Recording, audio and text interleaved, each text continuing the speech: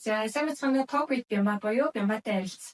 Подкастын манд дугаараар дайж хойс сургуулийн философийн багш Асамат багш маань оролцож байна. За энэ түрүүн танд энэ өдрийн мэндийг хүргэе. Та өргөд танилцуулаач. За баярлалаа. Фатиманы өдрийн хүргэе. За хөдөлж сургуулийн хөдөлгөөний шийдвэрийн сургуулийн нийгмийн ухааны төвийн багш Асамат байна. За би танаас хэд хэдэн ерөнхий яг таны мэргэжлийн зүгээс нь хэд асуултыг асуух юм. За юун түрүүн та философигийн инженеэр одоо манай үзэгчдэд тайлбарж өгөөч. Философи гэдэг бол хүний амьдралын хамгийн ерөнхий ойлголтуудыг инженеэр тайлбарлах юм үйл явц юм аа. Философиг бол бид бол одоо нөгөө амьдралаас хоолох үндий хийс үзүүлэхээс тэдгээр бодол амьдрал ойрхон хүний амьдрал тохиолдож байгаа асуудлуудыг шийдвэрлэхэд тусалцаа үзүүлэх ийм нэг сэтгэлгээний нэг салбар хэмээх талаас бодлоо.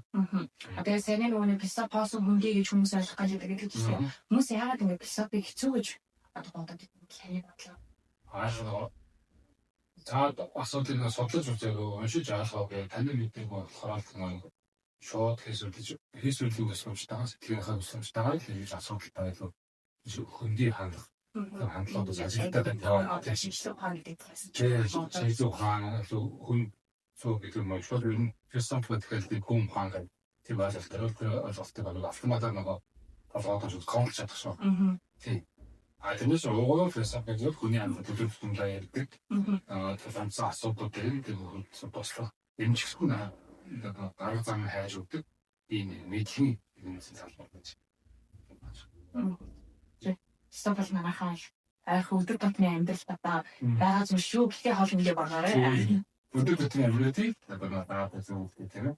Тийм одоо тасн тавхаас болж байна. За тэгвэл таны бодлоор хүн ер нь амьдралаа туршид өөрөөсөө хамгийн их асуух ёстой асуулт. За өөрөөсөө биш ээ.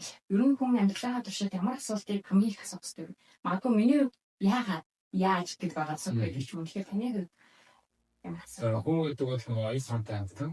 Тийм учраас бид болохоор илүү тийм суртахуунтай оюухатай ялангуяа хүний нийгэм дотор бид нийгмийг одоо бүрдүүлж байгаа олон төвшөлтэй нийгэм хүний олон. Энэ нийгэмдээ бусдын хүн зорчихгүйгээр одоо хэрхэн яаж зүг ашиглах вэ? Бусдад руу очих уу тийм ээ.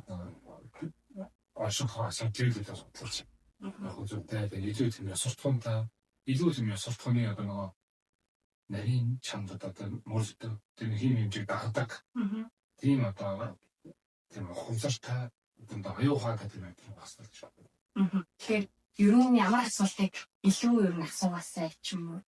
Одоо таныхаар бол нөгөө зөв асуултыг асууж байгаа хэрэгтэй. Тийм чухал асуултыг асуувал тэрнээс гадна ер нь тийм аюухаантай гэдэг учраас бид яг тэр нөгөө хүний нийгмийг бүрдүүлж байгаа. Тийм учраас тийм ёс зүйтэй байх тухай асуудыг л яавал би зөв ёс зүйтэй байх вэ? Нийгэмд зөв үйлдэл хийж чадах бай тээ. Нийгэмд зөв үйлдэл байх уу? Нийгэмд одоо нөгөө бусдад нөгөө үйлчлэх бусдаас салцдаг боломжийг олгосон. Ёс зүйн шинжилгээ багсаж байна. За тэгвэл ажигтай амьдрах нууц философи байдаг уу? Та таны нууц хийшаач. Ажигтай амьдралыг бол одоо хүн бол маш ерөнхий хаалгадаг. Ажиглалдаг бол одоо нэг хүн болгоно хамааралтай. Тийм том бас философи асуултаа ажиглалдаг бол. За ажиглалыг бид одоо хамгийн гол нь нөгөө гаднаас бас хайхаас өөр бусдаас хайхаас гэсэн бидний дотроос хүн өөрөөсөө гэдэг юм хайх. Өөрийгөө хөгжүүлэх, өөрийгөө олох, ашиг зүйл сурах тийм. Нэг одоо өмнө тавьсан зорилгоо биелүүлэхийн төлөө одоо хичээх ажиглалын зорилгоо одоо хүрээд зорилгоо биелснийхаа даваагаар тэр нөгөө хүн болон өөрчлөлт хүн ажиглалыг тийм нөгөө харин ялгаа үгүй тэр үйл явцыг хүн таалагдсан. Хүн өөрийгөө ойлгоход хамгийн чухал зүйл юу вэ? Хүн гэдэг юм бол одоо нөгөө бас түрээс ёс суртахуунтай юм байх хэрэгтэй. Ёс суртахуун хим хэмжээ дагдаг.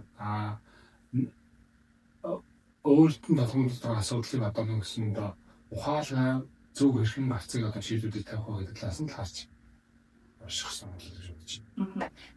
Хүн өөрийн хийх ёстой ажлаа хийх нь чухал уу? Аль эсвэл нийгэмд одоо амьдрах хэрэгтэй ажил хийх нь илүү чухал уу? Энэ бол хоёр үндэстэй асуулт учраас одоо бас нэг тус бүртэн тайлбарлах гэж яа. Нэгдүгээр бол хүн бол өөрийнхөө өөртөө аялал зөвхөн рүү ажиглалыг өгч юм. Илүү сайн сайхан зүйл өөрт нь мэдэрч юм. Тэр хүрээндээ бол нөгөө өөрт одоо нөгөө сайхан тухтай байгаа тарилгыг сонгож ирэх нь бол зөвхөн хүний нөгөө философийн онцгой үзсэн нөгөө ашиг олж байгаа процесстэй хамгаалагдаж ашиг олж байгаа тийм одоо зүйл юм аа гэж харж байгаа. Нөгөө талаас нь бол нийгэм дээр ихтэй бусдад одоо нөгөө бусдад сайн сайхныг өгөхийн тулд би бас нөгөө ажлыг ийм ажлыг сонгож хийснэ гэх бас ийм үүрэг гэж мэдээ. Эсвэл нөгөө үүрэг гэж мэдээ хийх үүргийг бол бас боломжтой. Хоёр талаас нь хаалцдаг гэж хэлнэ. Хоёр талаас. Тийм ажил талаас нь байна гэсэн юм санаа бол сүүгээр аа. Тэгвэл за философийн үүднээс хүн үнэхээр одоо эрхчлөөтэй байдаг уу?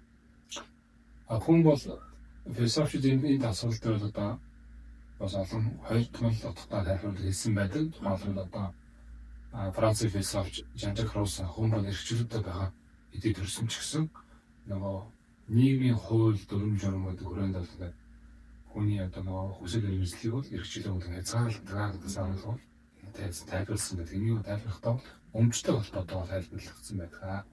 Өмч эзэмших гэсэн хүслээсээ болоод хүн яаж эрхчлөөтэй байх эрхчлөө гээж идэх гэсэн санаа бол гаргасан байдаг сонслоо. Тийм.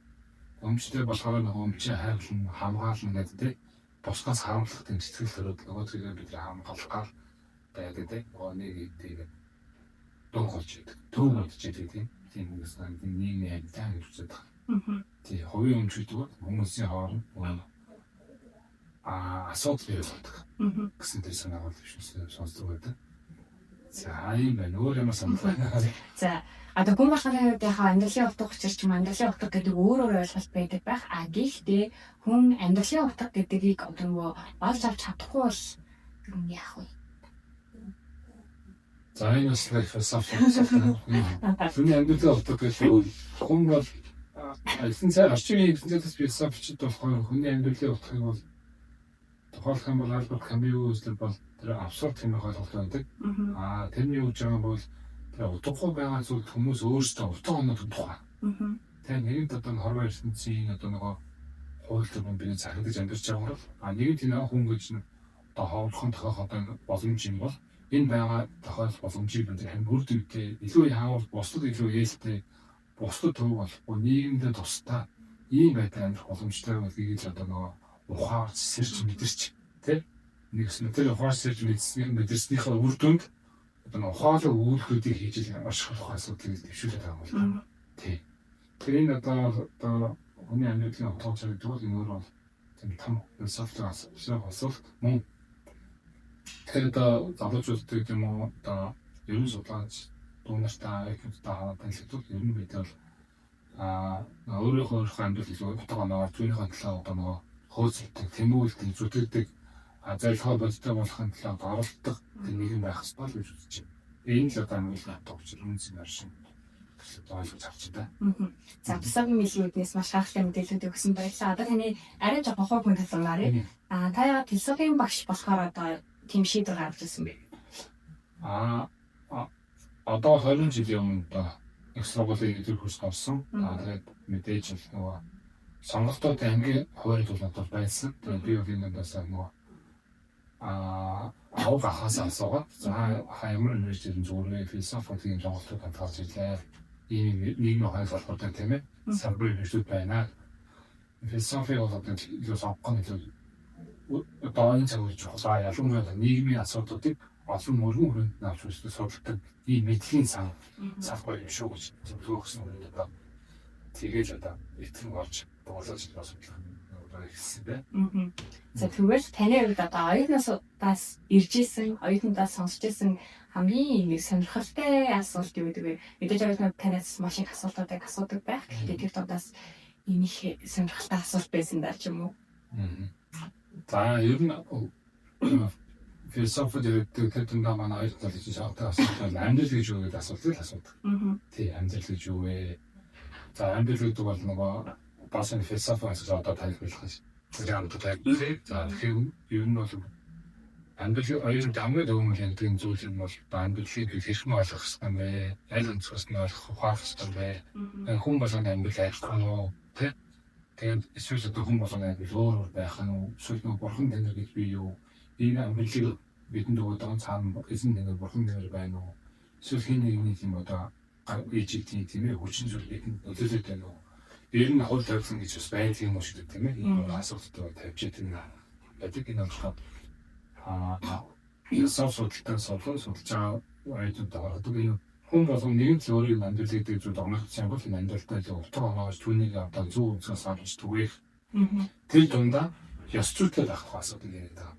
Юм морал этиктэй гэж ярьдаг юм байна тийм ээ. Тийм одоо этиктэй асуудал байж хариу шийдвэр гаргахтаа таны гаргаж байгаа шийдвэр болгоны цаана хүн байгаа шүү гэдгийг бодож ухаалаг тийм сонголт хийх ёстой гэж одоо зөвсөн суугаад байгаа. Тэр үеийнс авч байгаа амьдрал гэдэг бол өөрийгөө олох, өөрийгөө бүтээх бүрэн дүрэн тийм орон зай юм аа. Тэгэхээр тэрийг бид бүрэн дүрэн ухамсарлаад хөдөлж чадах юм бол тэр амьдралын цаана байгаа оршиж байгаа гэж сайхан хөдөлгөөр олж болох ингээл тавуулж үзсэн байна.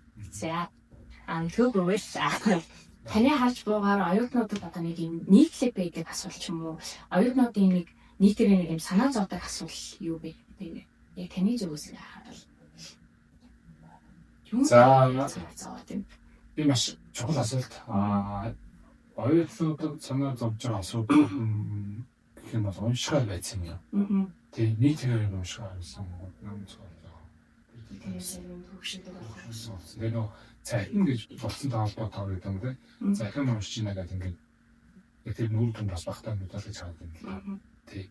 Юм нэг өөрөө шинтэж сонирхох юм нөө илүү тийм номыг бариад прагматик намаа хараад ингээд тэрнээсээ тийм хазарч нэг. Тэгээд нөгөө хүн захин болсон байх юм зүйл болсон байгаа болохоор нөгөө хүмүүсийг сохтаад тэгээд За 20 жилийн өмнө одоо танд аваа гахын ингээд зөвлөгөө өгвөл та одоо энэ мэргэжлийг сонгосон юм шүү дээ. Гэхдээ одоо байгаа насан бат хэрвээ 20 настай насан батад одоо зөвлөгөө өгөөч гэх юм бол та өөртөө ямар зөвлөгөө өгөх вэ? Ер нь ясаггүй бол ясагтуунтай тийм хүрээнд дотор амьдрал тийм лантин. Тэр ясагтууны хүрээнд дотор амьдарч байгаа амтан маань өөрөө тийм ухаантай зөв шийдвэр гаргах. Тэгээ эцсийн дүндээ одоо хэлэх юм бол нөгөө залуу насны чинь нөгөө ганцоо бараа амтгаа ихээс боцсон гэж ярьдаг шүү дээ. Тийм их хүчтэй байг тэр үедээ бодож байна. Ер нь нөгөө төвчтэй байсан хүлээж сурах гэдэг тийм юмуд л одоо хэлмээр байгаа. Тийм нөгөө зөвлөмж ширүүдийг бодож байдаг бол юм уу одоо юу гэсэн цаг хугацаатай. Тэгээ цаг хугацааны хэрэг аяндаа юм болтой үргэлжлэн явж байгаа санаа. За анистэнс маш сонсож байгаа. За сайн одоо хоёул нэг бичлэгийн явцад өнөхөдөө хүн юм альва зүйлээс сутга хайж авах хэрэгтэй гэж аягүй хэлсэн шүү дээ. Тэгвэл хүн өөрийн амьдралын утгыг ямар нэгэн зүйлээс сутга болохын тулд юу хийх ёстой вэ? Нэг тийм сонирхох шинтэй байх хэрэгтэй. Сонирхох хүн гэж байгаа тийм сонирхох шинтэй. Өөрийнхөө сонирхол нэгдсэн. Тэр сонирхлоо дагаж хөгждөг. Тэр сонирхлыг одоо өөртөө маш сайн хөгжүүлэх хэрэгтэй. Тэр суралцах хэрэгтэй. Суралцах бусдаартай нийгмээс хамт олноосоо найз нөхдөсөө за одоо орчноос гэр бүлээс шийдвэр авах юм байна суралцах.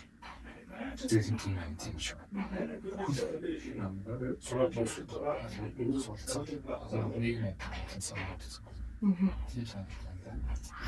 За энэ зүйлс бичлэг дүүрчээ тэгээд надад цаасаа авчихсан. Бичлэг маань олсон маш шийдвэр байлаа. Баярлалаа. За баярлалаа.